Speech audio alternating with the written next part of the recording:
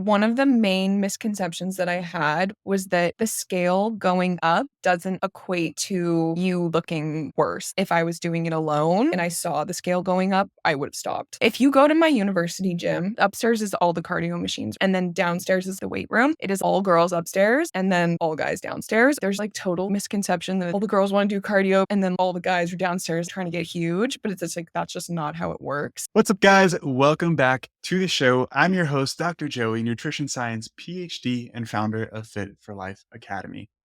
Today's episode was a great conversation with an old client of mine, Megan Evans. And it's a really refreshing conversation because Megan is a young woman. She's in her last year of her college studies, university studies. And her and I worked together for about 9 months. And she was somebody, like many young women, who was afraid of lifting weights, afraid of eating more food, would do cardio for hours, always was trying to restrict herself from a dietary perspective to be smaller, which I feel like is something that so many young women tend to do or tend to gravitate towards when they think of nutrition and exercise. And thankfully, she trusted me along the process, and we actually worked on building muscle and actually putting on body weight over a 9-month period. And she had a really, really fantastic experience. She had some great results, not just physically, but mentally in terms of the way she viewed exercise, viewed lifting, viewed nutrition as part of her overall lifestyle and health. In this episode, she shares a ton of different misconceptions that she had about lifting weights, about nutrition, and she shared how those really changed over the past 2 years. And now she's somebody who lifts avidly, very heavily, 4 or 5 times a week. She enjoys eating more food. She's not afraid of stepping on the scale anymore. And anyways, it's just been a really cool experience to see her growth and her change. That being said, I hope you guys enjoy the episode. And if you're in a similar position, I hope you find some value. What's up, Megan? How are you doing today? I'm good. How are you? Doing great. It's always really funny starting these off as if we haven't been talking, because you and I have been talking for about 10 minutes now. Yeah, true. But thank you much for taking time to be on the podcast. I'm actually really looking forward to this conversation because I feel like a lot of young women perhaps are in a similar situation to the situation that you were in quite some time ago, where they have perhaps fear or doubts around resistance training. Yeah. And one of the things that you and I worked on for, how long did we work together for? 6, 8 months, 9 months, around there? 9 Crazy. months. Yeah, almost a Yeah, year. 9 months. Was really letting go of the fear of lifting heavy, eating more food, building muscle. As you saw, it didn't get you bulky, right? Yes. So I think this episode is going to be really helpful towards that type of individual. So we can just start by you quickly introducing yourself, sharing a little bit about who you are, what you do, when we work together, and we'll just start there. Okay, yeah, for sure. So I'm a university student. So I spent a lot of time at my house during the pandemic, which I bet a lot of other people did. And I just got super into doing like at home workouts, kind of really focused on cardio because I thought that that was, the thing to do, or, like a laying ab workout or something like that, like something that's like really trendy on YouTube or whatever. And I kind of just got into this cycle of doing HIIT workouts, doing cardio, under eating, and I ended up, losing a decent amount of weight compared to when I was in first year university and had like the freshman 20 or whatever you want to call it. Mhm. But yeah, I just got into this like really bad headspace of feeling like I always needed to restrict myself and always needed to like do cardio. And I was so scared to pick up weight because I was like, oh, I don't want to get bulky. I don't know how to train properly. Like, I think when you see stuff online, it's like really, really easy to be like, okay, like I know I need to eat more. I know I need to lift heavier every week. But I don't know how to actually implement that myself, like in real Mhm. practice. Like, what does that actually look like? Um, so yeah, when I was kind of just had this turning point where I was like, I just want to focus on something else other than like getting smaller. Like, I need to shift my mindset from like getting smaller to getting stronger. And that's like basically what caused me to want to work with you, but it was through like a mutual connection, one of your past clients like who introduced me to you, which I'm so grateful for. And yeah, that's how we started working together basically. Yeah. So out of curiosity, did you have any friends that were into lifting Mm, back then? that's a good question. I think like it was I was definitely like one of the first friends like out of my friend group who like consistently started weightlifting. Like if you go to my university gym, it's so insane. Like upstairs is all the cardio machines, right? And then downstairs is like the weight room. It is like all girls upstairs and then all guys downstairs, or like that's how it like specifically was like a couple of years ago, like before COVID. And yeah, it's just like there's this like total like misconception that it's like all the girls wanna do cardio because they wanna, like, get fit and get lean and get abs, and then, like, all the guys are downstairs, like, trying to get huge, but it's just, like, that's just not how it works, and, like, that's what I've learned, like, over the past 9 months working with you, so, yeah, I'd say, like, definitely one of the first ones, like, out of my friends to get into weightlifting. Yeah, it's tough, right? Because like we tend to do the things that our friends tend to do. And unfortunately, I would say most young women who exercise don't look at resistance training as like the main type of exercise they want to do, right? Yeah, And I think it probably stems from the idea of like always wanting to be smaller. yeah. Where do you think that comes from? Or Oh, why do you think younger women have that fear of lifting weights and this idea that they need to do cardio to always be smaller? And after that, I definitely want to talk about like some of the mental changes that you've gone through and yeah, how all of this stuff positively impacted. yeah, for Uh, sure. yeah, go ahead. So, I think like social media plays a huge part of kind of like setting like societal norms that are like unattainable and Mhm. like you just see a lot of like false information on social media too, which is something that I've become really good at, I guess, like since going through this process is like filtering out like, okay, what I see something on, I'm like, okay, that's not true. Like you're not gonna like get fit in 30 days. Like it's like all these like schemes that are out there, like marketing schemes trying to trick people. So I think like, and you also like see influencers online who are super, super small, who don't have healthy habits. You don't know what's Mm. going on behind the scenes. So yeah, I think that's like probably what contributes most to it's just like what's ingrained in like so many young women's brains like forever, which is really sad, but I think it is true. So Yeah. That's really interesting, right? Because I have a very unique type of personality. Like the way I was raised and stuff, I've just never, maybe this is not completely accurate, but I've never really cared much about like what other people do or like what I've seen. yeah. Especially because like ever since I was a kid, my mom raised me telling me like, don't compare yourself to other people. You're somebody different. You're unique. Hmm. Other people have things going on for them. You have things going on for yourself. Yeah. Right. And so I've always grown up with that sort of mindset. And so things like, I will admit, I think social media probably affects women differently than it does men. Hmm. And for me, like I've never really cared much about stuff like that on social media. But would you say it does have a large or a big impact on women specifically? Yeah, I think it's just like social media sends different messages to men and women. Like, I think for men, like, you see like fitness influencers for guys and they're like huge and like absolutely ripped. Like, that's like the attainable image, right? But then for women, it's like completely different. Or like, I guess it's becoming like more of a trend now to weightlift is that's what I'm seeing at least online for women specifically. But yeah, I think there's like the messages that guys and girls get is very different. But and I always consider myself like I've always like I haven't really ever been like a super self-conscious person or like I've always considered myself to be like confident in myself and my abilities, but like it's really hard when you're like constantly on your phone and seeing just No, all the totally. And, people.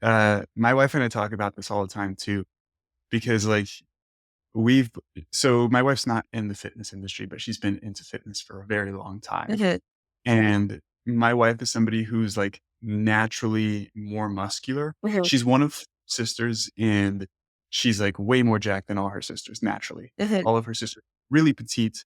And my wife is petite too, but she's muscular. Like she has thick legs, she has bigger shoulders, No. and Yeah. like her whole life growing up, she was really self-conscious about it. Yeah.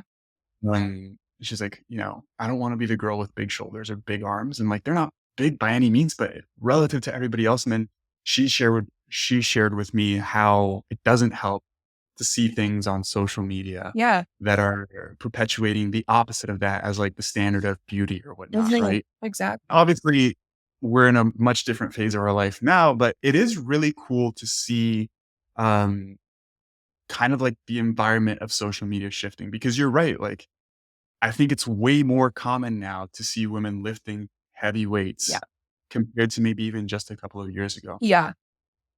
Go ahead. No, I was gonna say, like, even in my, like, school gym, like, the number of girls now down in the weight room is, like, comparable to the number of guys, like, still absolutely more guys than girls, and it Mhm. it can be, like, a really intimidating space to go into when it is dominated by guys, like, especially if you don't have, like, a women's only section or something like Mhm. that, like, you're just, like, around, like, people who are lifting way more weight than you, and especially before we started working together, I was like, "I have no idea what I'm freaking doing." Like, I just wanna go back up to the treadmill and stay comfortable. But I think, yeah, it is definitely shifting, which is good. It's just knowing, like, what to do when you're down there that, like, really helps you make progress and see results. So, yeah.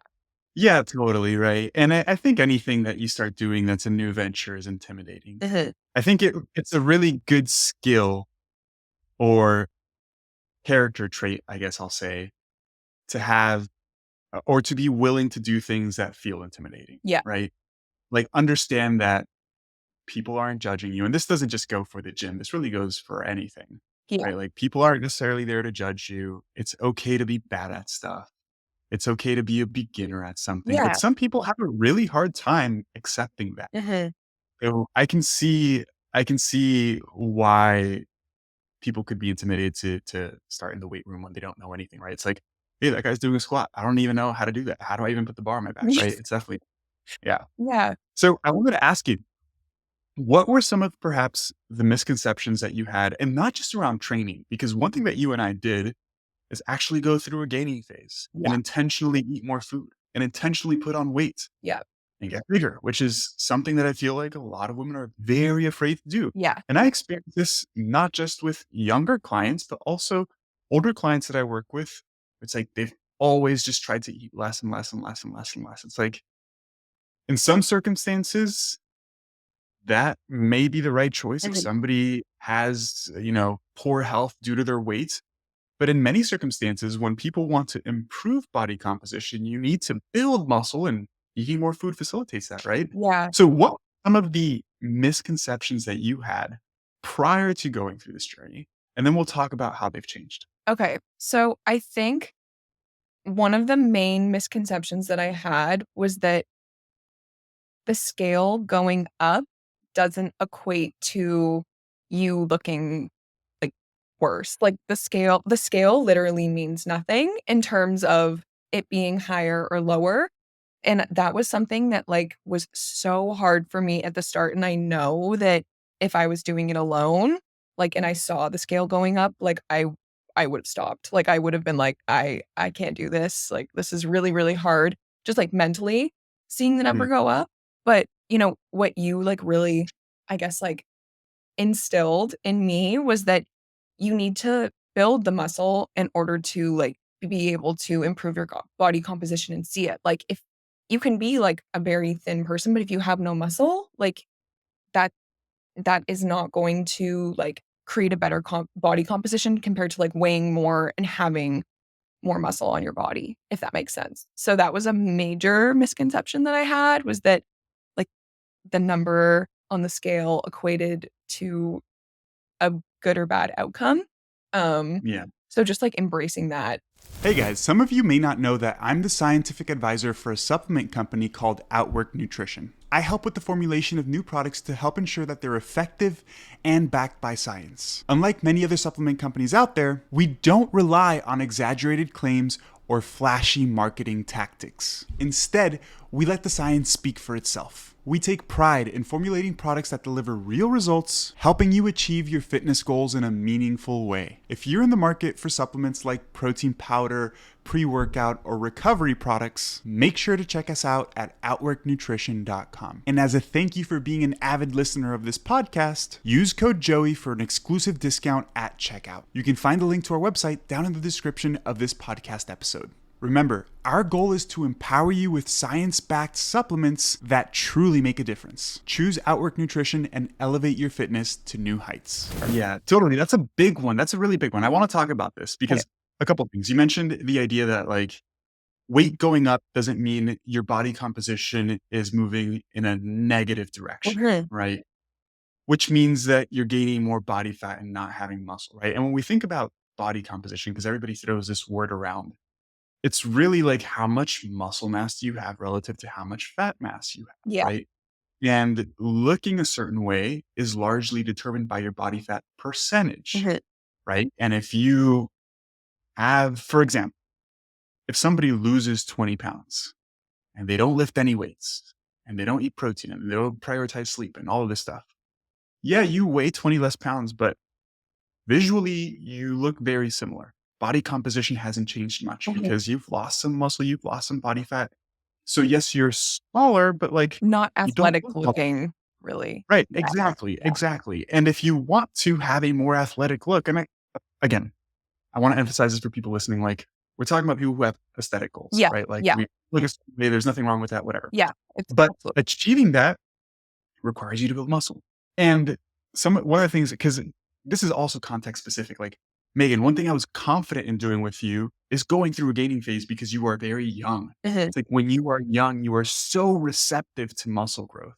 Like Yeah. if you start lifting weights even younger than you, let's say as a teenager or even in your early 20s, you're going to respond so well. Yeah. Compared to somebody who's in their 40s or 50s just starting, that person will still respond, but you just respond so much better when you're younger, right? It's like you can lift weights and put on 15 pounds and it'll almost exclusively all be muscle mass and like barely any body fat, right? I think that people, I will say specifically young women, have a hard time understanding. Yeah.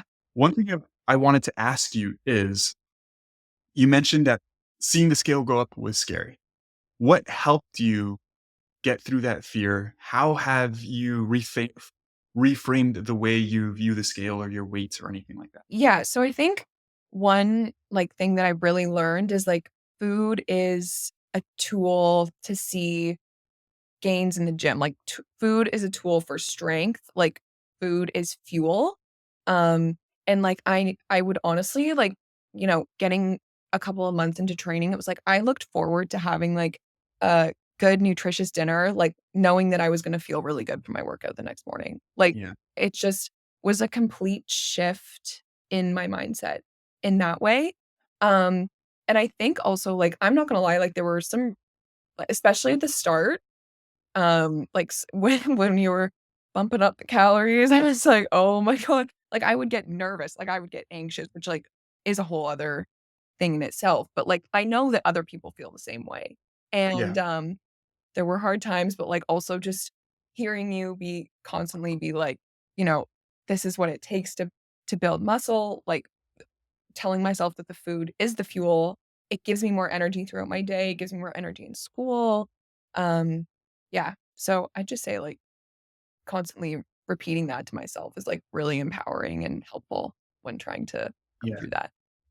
So essentially trusting the process, Yep. right? That you're doing the right thing. And I think one thing that is really encouraging too is seeing like the weight that you're lifting in the gym increase as well, right? Because like you're getting stronger, which is a really good motivator.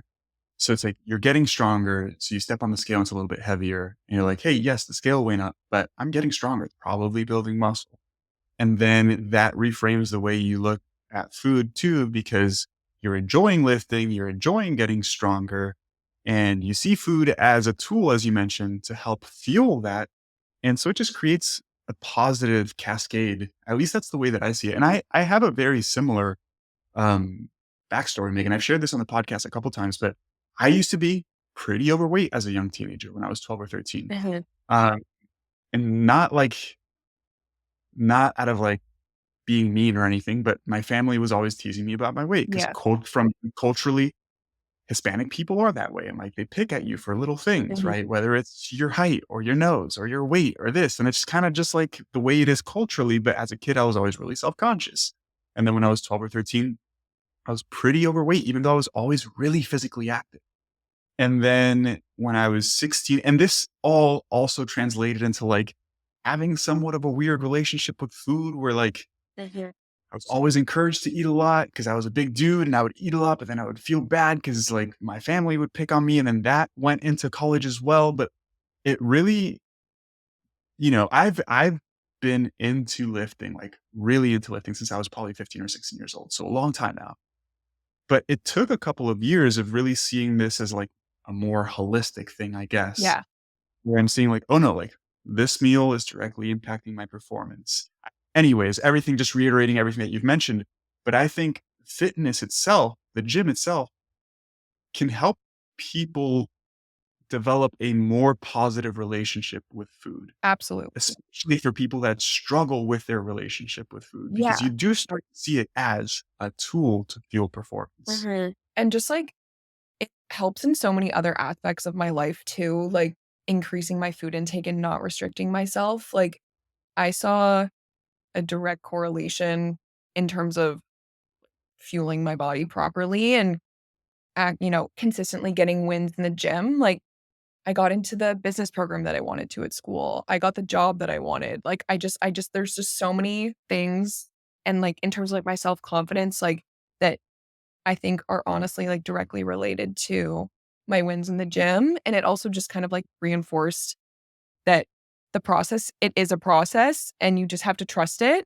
It's like, you're not gonna win in, like you're not gonna it's not a 30-day win, it's not a 30-day challenge. It really is, Yeah. like, a lifestyle, and, um, I think another thing too with the food is we did it in a way where, like, we increased it really gradually, right? So, Mhm.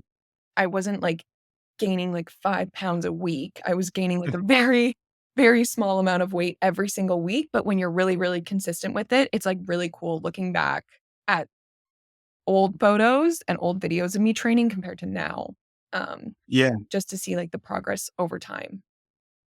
Yeah, and we would go over these all the time. You can see a huge difference in not just your physique, but also how much weight you were lifting, how cool you were looking lifting because the technique was way better Yeah. towards the end as well. It's like an improvement in everything, which is really cool. Mhm. Uh, do you mind sharing in that time frame roughly how much weight did you gain? And did you see? I'm going to bring this up because people talk about, like, getting bulkier, Yeah. not wanting to burn fat. Did you see many negative impacts in your body composition in terms of, like, body fat? No, like, not at all. I think, like, obviously, you are gonna gain a little bit of body like, a very small amount of body fat when you are putting on weight, but that was the biggest surprise to me was that I just felt like I was looking better, even though I was weighing more, like and it was because I wasn't the it was I was putting on I was gaining more muscle than fat, like, absolutely. So, with the Yeah. majority of it being muscle, like, I just felt so much better, and in terms of numbers, like, so when I was in 1st year, so that was, like, 4 years ago, which is that sophomore in the US? I'm from Canada, so I'm trying to Freshman. freshman, okay, Since right, sorry. you confused. So, when I was a freshman, I was, like, got the freshman 15, like, I was, like, probably, like, close to 150 pounds, like, I was 140, 150 pounds. I'm 5'9". And then throughout COVID, I went down to close to, like, 120 pounds, so lost a significant amount of weight, but, like you said, not lifting weights in that process, so didn't have really a lot of muscle at all down at that 120 pounds, and now I'm, like, 20 pounds heavier, and I look completely different, like, my body composition is completely different from when I was a freshman. Yeah, and I wanna preface this because genetics play a role, Yeah. right? Like, you have good genetics. Mhm. You're naturally lean and you respond really well to resistance training. That was one of the things that, like, built my confidence as we were going through it and I was seeing the progress you were making. Like, "No, Megan, trust me, like, you can push this. You have the body type for this. You can continue pushing it." Mhm. And in that process, we're comparing progress images. Your legs were way bigger, your arms. everything was more muscular, your back specifically as well, right? Glutes. Do you actually mind sharing a little bit about this too? Because there's so many topics here to talk about. I want to talk about as well, like some of the shoulder pain and back pain that you experience, Yeah. how that's improved with lifting as well, but we'll talk about that in a second. Okay. I want to preface this for people that are listening. As you gain weight, as you build muscle, everybody will respond slightly differently, right? Like some people will put on more body fat. than others. I'm somebody who puts on a decent amount of body fat when I'm going through this gaining process, but also understand that when you go through this in a methodical way, you feel more empowered and you build the skills to also lose the body fat afterwards, Mhm. right? Because that's what people are afraid of. It's like, oh man, if I put on a little bit of body fat, first off, visually, it won't look super different because, as we were talking about earlier, body composition is relative ratio of muscle to body fat. Mhm. And if you're gaining some body fat, but also gaining some muscle from a body fat percentage perspective, you don't look all that different. And then two, if you do put on a little bit more body fat than you'd like, you have the skills to then lose that body fat after, right? You've been tracking your calories. You've been very diligent. You've built the consistency that's necessary to then do the exact opposite thing. Um, any other misconceptions that you probably had before starting? I'm trying to think in terms of the scale. I think also like how much in ter what progressive overload actually looks like. I think before I kind of thought like, "Oh, like, I'll lift these I'll shoulder press these 25-pound dumbbells for 4 weeks, and then I should increase it." You know? Mhm. Like, it's like every week you gotta Yeah. yourself, more in order to actually see gains, and, that's, like, some of my friends who maybe don't have as much experience, like, or knowledge in terms of, like, strength training. It's like they'll do the same thing in the gym every single week with the same amount of weight and expect gains, but it's like, that's not you gotta increase volume or increase weight consistently in order to see gains. So that was another big thing that I learned too, and how to, like, properly implement that into a program over time.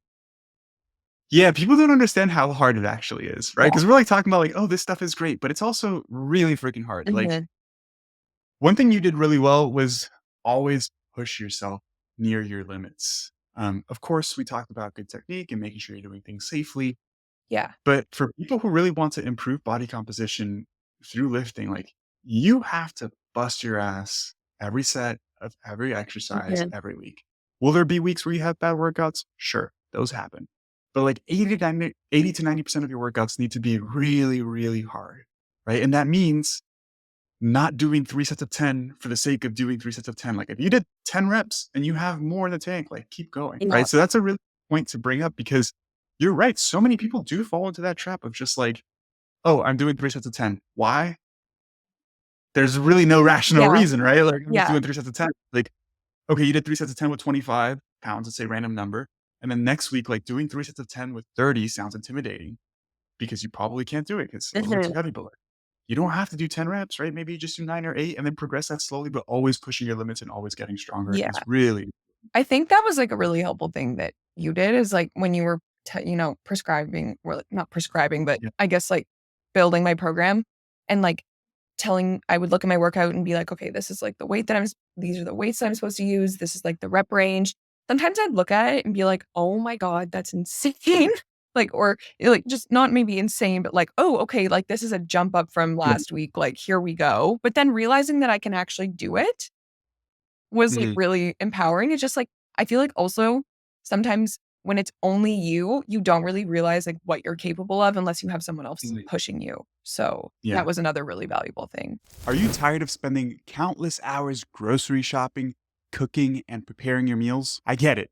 Time is precious, and that's where Icon Meals comes into play. I've partnered with Icon Meals to bring you delicious, macro friendly, and high protein meals that will make it easier than ever for you to achieve your fitness goals. I understand that you may have hesitations over the cost of a meal prep service compared to cooking food at home. But let's face it, how often do you spend more money eating out because you didn't have time to prepare your food at home anyways? With Icon Meals, you not only save time, but you invest in your health. These meals are carefully crafted to be healthier and more in line with your fitness goals than most of the food that you eat out anyways. So why wait?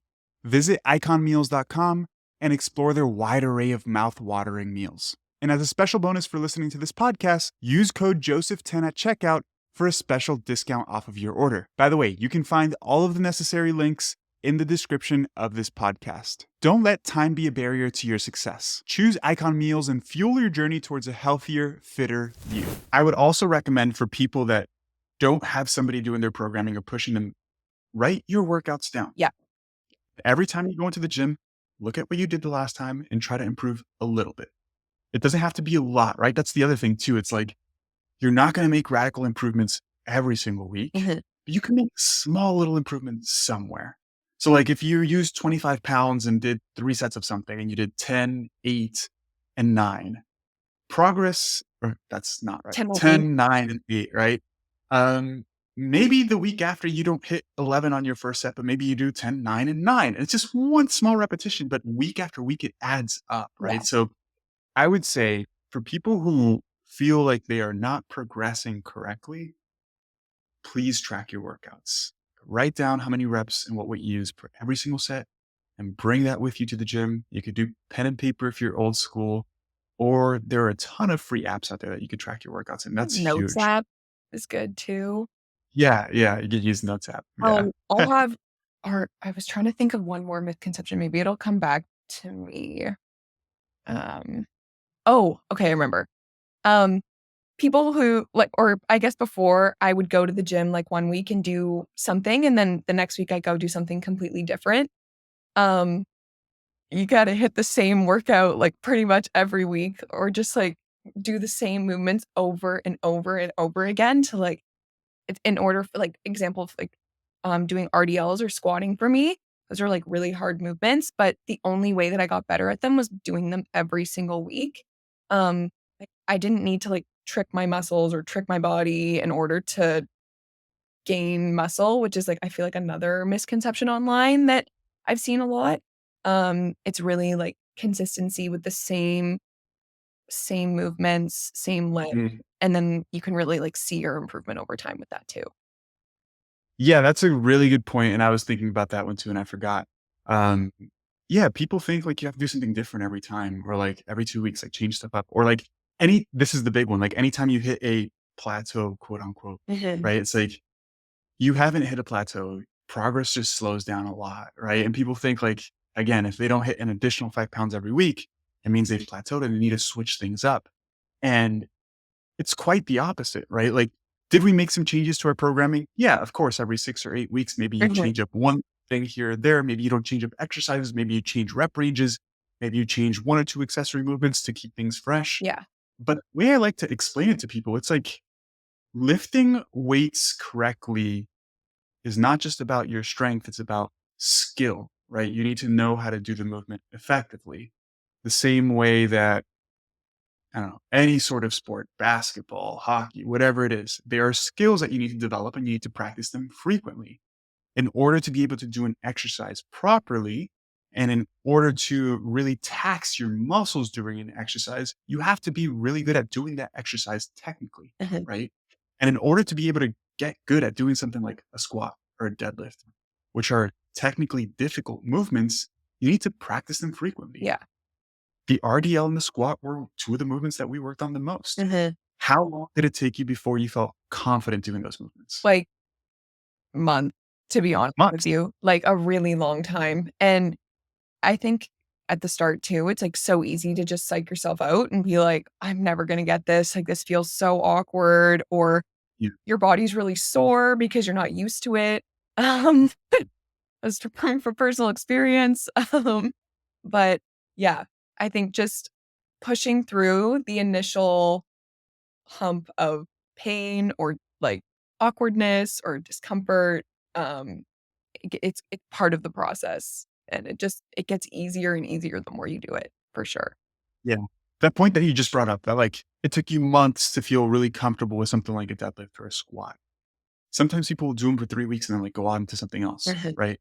And the thing is like when you don't know how to do a movement properly, it is impossible to actually maximally stimulate the muscles that are supposed to work during that movement, right? So, Megan, like at first, I think we started with like 15 or 20 pounds on each side of the bar with an RDL, right? Yeah, Like we pretty started light. with 15 and then went down to the bar because I wasn't doing it properly and then went Yep. back up.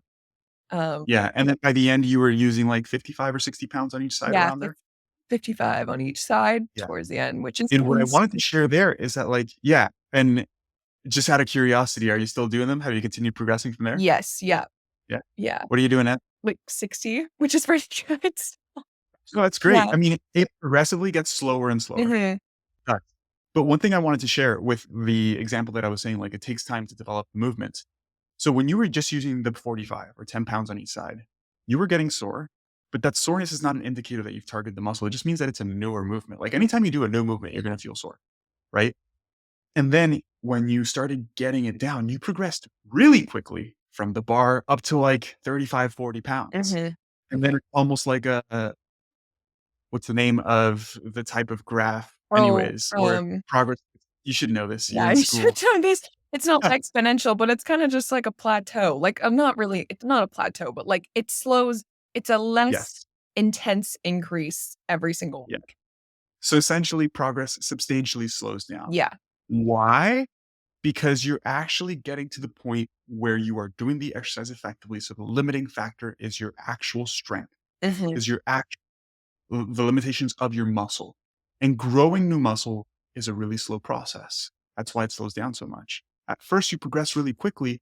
It's not because you're getting super jacked, it's because you're just training your nervous system how to do the movement, Yeah. right? Like when we started, Megan, when you were doing the 10 pounds or even just the bar, you probably had the strength, the muscle mass to lift 30 or 35 pounds. You just didn't know how to do it effectively.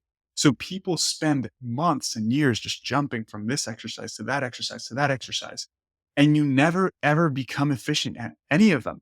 So you never make substantial progress. Like Yeah, that's one thing, Megan. It's so funny because to me, like, again, I've been doing this a long time. So they're pretty simple concepts to me, right? Like, I I'm like, know. I can't believe people do this stuff.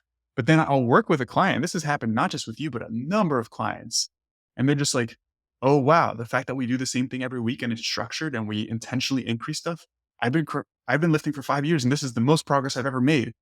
And it's just like kind of common sense, It but it's cool is. too to see it work in real time. Yeah, it's just it is common sense, but it's really hard, I think, when you start with not a lot of knowledge, like, knowing how to use, like, training, food, sleep, Mhm. and recovery all together in, Mhm. like, optimal combination. Like, I feel like that's kind of like an equation, and, like, it's difficult when you don't have a lot of knowledge, like, to know how to, like, maximize that, I guess. But, yeah, it's just nice talking about misconceptions and how how we can break those.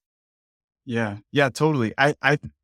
I promise you when people listen to this stuff, it definitely helps a ton because I mean, I'm sure you do it too. I do it. Like I like listening to podcasts Yeah, of people talk other things that I don't know much about. And just like hearing people's story is really helpful. And I was telling you this earlier, like a lot of the people that I have on the podcast are experts in different areas.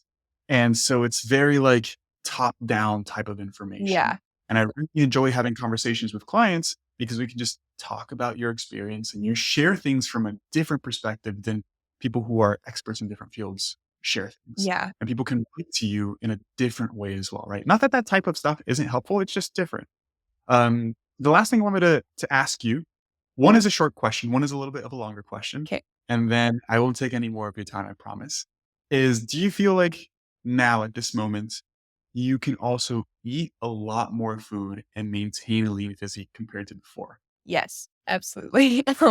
Like 110%. Uh, I think. I mean, I wasn't tracking my food before we started working together, but like, do you want me to put numbers on it at all? Like ballpark? Sure, you can Yeah, like whatever you want. I feel like I was probably like eating like 1,500 calories a day, like like maybe a little bit less some days, maybe a little bit more some days, but and that was like maintaining the physique that I had that I wasn't even happy with, and I just constantly felt restricted and I constantly felt tired. And now I'm eating like 2,500 calories a day. And I wake up every day and I go to the gym and I feel confident in myself. So I would say that has been like one of the most rewarding things is just being able to increase my caloric intake. And obviously, like you have to work hard in order to like Yeah, put that food to use, in order to gain muscle. But yeah, that's definitely an enjoyable aspect of it. I have ice cream every day.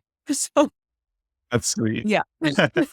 No, it's funny, like, that's one thing people don't tend to realize. It's like, listen, it's easier to maintain a lean physique if you have more muscle because you can just eat more food, right? Mhm. Like, if you don't have a lot of muscle, this is why I think, like, long-term resistance training is so helpful for maintaining a lean, healthy physique because all exercise is great, but this is really the only type of exercise that can help you significantly increase your energy expenditure if you, currently have, like, low energy expenditure because you don't have a lot of muscle mass, right? Like, cardio, everything, like, all exercise is great for your health, but I mean, I'm super biased against this. I think, like, lifting is the best thing you can do for overall health, but also physique, right? Yeah. And it's like, man, if you currently feel like you can only eat 1,500 calories and you're just, like, hungry or you're restricting yourself all the time, like, spend some time slowly increasing your caloric intake. Actually put on some weight, put on some muscle, and then you'll be able to maintain a lean physique a lot easier and eat more food. It's just more enjoyable. Yeah. And the last thing I wanted to ask you, because this is another common misconception that I feel like was something that we worked on, um, and we talked about a ton, but it isn't perhaps a common misconception of like young women trying to lift or whatnot. But it's the idea that lifting is inherently like harmful, or if you have an injury, you shouldn't lift. Can you share some of the things that you've experienced with your shoulder, with your back, Yeah. history, things, and how lifting helped or didn't help? Yeah, for sure. So this is definitely a big topic for me or a learning experience for me.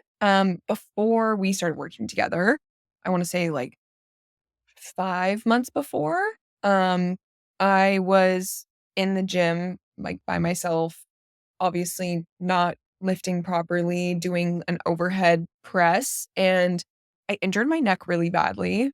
Um, and it was like super, super definitely injured for, a couple of weeks. I really, like, had very limited mobility and, was having a lot of trouble, like, sleeping and just it kind of just, like, compounded in that I was really scared to move because I was like, "Oh, like, I'm gonna make my injury worse if I do any sort of movement, like, I need to just rest my body as much as possible, um, and that'll make it better." But in reality, like, if you are not, like, working out, moving your arms when it's, like, kind of time to start recovering and not super heavy, but just, like, generally moving, like, other parts of your body kind of start to lock up, like, so, like, your shoulders get really tight and your traps get really tight and your back gets really tight, and then it just becomes this, like, cycle of not moving and your muscles just, like your body just basically, like, hating itself, but, like, I guess what we really worked on is a lot of those like, when I got into the gym with you and I was like, "I can't do an overhead press, like, that's how I injured myself. I can't do it." You were like, "No, you actually can. Like, we're not gonna give you 25-pound dumbbells, but let's start with 5s and just start, like, doing that, just to train your brain that it's actually okay to do that movement again."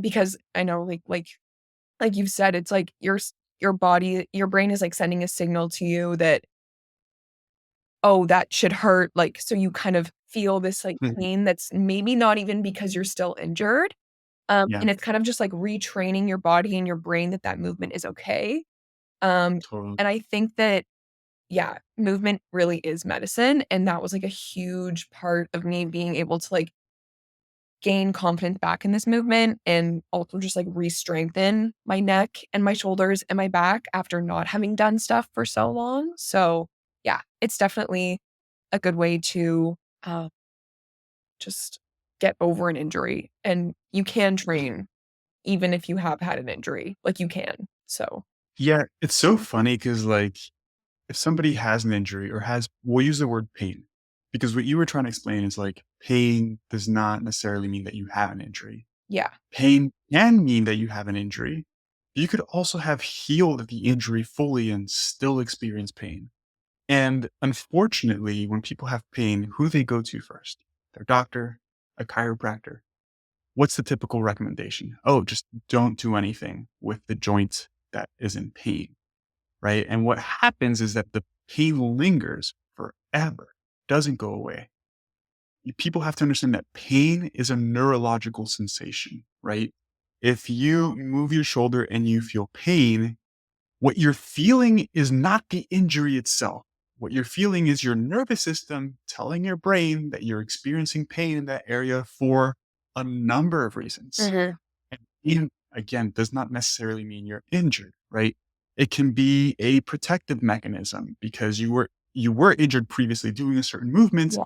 and now your body's like, hey, be careful doing that movement. But you can retrain yourself to do those movements. Now you have to do it smart, right? Like, yeah, you don't want to go and max out the first time you're doing a shoulder press again if you injured yourself doing a shoulder press. Yeah.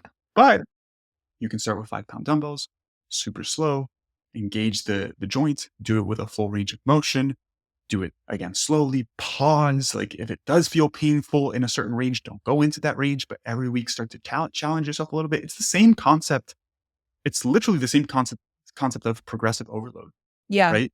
But it's applying that to a slightly different thing. It's not like trying to get super strong on a movement, but just remobilizing a joint and getting um, movement back in that joint. And so many people, and I experience it all the time, it's like, doctor told me not to do that, and it hurts when I do it, so I shouldn't do it. It's like, it's hard to get people to just trust you because they're just like, oh, who are you to trust? You're not Yeah, my I didn't medical want to doctor. It's trust you. like, I didn't want to. I was so scared, doctor, but yeah, like your doctor likely doesn't lift and likely doesn't do these things. yeah. mean that, I'm hesitant when I talk about these things because some people in some circumstances should avoid movement, right? Mhm. Here's my general recommendation. Like, if you do something with a very, very light weight and you feel like a 9 out of 10 sharp pain, like, hey, just ease off for a little bit. But the likelihood that you feel a 10 out of 10 pain like 2 weeks down the road is very minimal. If like you injured your back and when you bend over, you feel pain, but, like, it's not unbearable to the point where you, like, crumble and fall to the floor because it's so painful. Well, then, hey, exposing yourself to bending your hips is probably helpful. You don't even need weights, right? Just bend at the hip, do sets of 10, and then tomorrow do sets of 12 and bend a little bit lower, and doing that progressively helps a ton. Yeah. I could be wrong here, and forgive me if I am. You also have scoliosis, right? No, not like and not a lot of no. Okay. Yeah. Never mind then. I No. must be thinking Yeah, a different some I client. apologize. I No, thought you it's had. okay. I'm glad my answer was no, but, Yeah, that's yeah. great because I have worked with clients who have had chronic back pain due to scoliosis as And have well, they found that and that's lifting another has one. helped them? Like, Yes, 100%. Like, that's people are so afraid interesting. to specifically, and I was thinking about this because we work so much on the deadlift, like, people are really Yeah. afraid if they have back deviation to do something where they're loading their back. It's like, no, if your spine has a deviation, right, like, be mindful when you lift, but strengthening and growing the muscles around your spine is only gonna make you feel better. Yeah. Um Yeah. Anyways, that applies to pretty much everything. Yeah. Megan, any last couple thing oh, last question. This is Okay. one I always like. What advice would you give or what would you share with somebody who was in a similar position to you when they were starting and they were hesitant? And don't just say like, "Do it." So maybe Well, give a little bit more detail there, if you don't mind. um, if I was gonna go back, I think I think I would probably just tell myself, like, to take a breath. Like, I feel like a lot of people can get, like, really in their head about going to the gym and, like, how they look and all of that. And it's like, at the end of the day, like, nobody really cares except you. Like, I go to the gym and I don't remember a single person who was there. Like, just, like, take a breath and trust the process. Like, if the scale's going up, like, no one cares. Like, it's all good. Like, you're doing this, like, for your own health, and it's only gonna benefit you so much in the long run in, like, all aspects of your life. Like, it's just yeah, take a breath and, like, enjoy the process and show up when it's hard, even when it's hard. Yeah, and one thing that I think I would have said to you or somebody in your Yeah, position no, to you, let's hear it. and it's just reframe the way you view exercise Yeah. and food. Something we've talked about a ton. Like, exercise is not a means to get smaller. Like across the board, that's what most people tend to think. I'm going to exercise to get smaller. And I think it's really important to view exercise as a tool to improve your capabilities, Yeah. Yep. right? And that goes beyond getting stronger because people are like, what capabilities are you talking about? Lifting more weight? It's like, no, it helps you from a mental perspective. It makes you mentally stronger. As you mentioned, that bleeds into other aspects of your life, right? Mhm. I definitely credit a lot of the success that I've had just in like personal relationships, professional relationships, um, business, everything. I think a lot of it stems from a lot of the lessons that I've learned from lifting. And I think I wish people would understand that sooner because it does take time to, I guess, see it as a more holistic thing. Yeah. That is the biggest long-term benefit. Like, it just positively impacts every single aspect of your life. It's not just about getting smaller. Take this seriously and make it an integral component of your life, and you will not regret it a couple years down the road. Yeah. Like, it just that it may, like, feel uncomfortable at the start, like, especially when you're, like, really sore, but it genuinely does, like, become fun, like, it's something that I look forward to, like, exercise Yeah. isn't a punishment, Yes. it's not something that you're, like, forcing yourself to go through, it's like, no, it's actually fun, like, I'm getting stronger and I'm looking forward to it, and I get more and more comfortable with the movement, so, yeah, it's just being along for the ride. Yeah. You'll have to update me with some of those lifts because I definitely wanna see. Yeah, I will for sure. Sweet, Megan. Well, thank you so much for your time, and we'll stay in touch. Yeah. Anything else you wanna say? Anything else you wanna share? No, that's it. That was so awesome talking about this though, and I just hope that people who are in my position or have been in a similar position get something from it. So, yeah, it's great. I receive any messages where sometimes people message me like, "This episode was really helpful." I'll definitely share it with you. Oh, awesome. Awesome, Megan. Well, I hope you have a wonderful day, and we'll speak soon. Sounds good.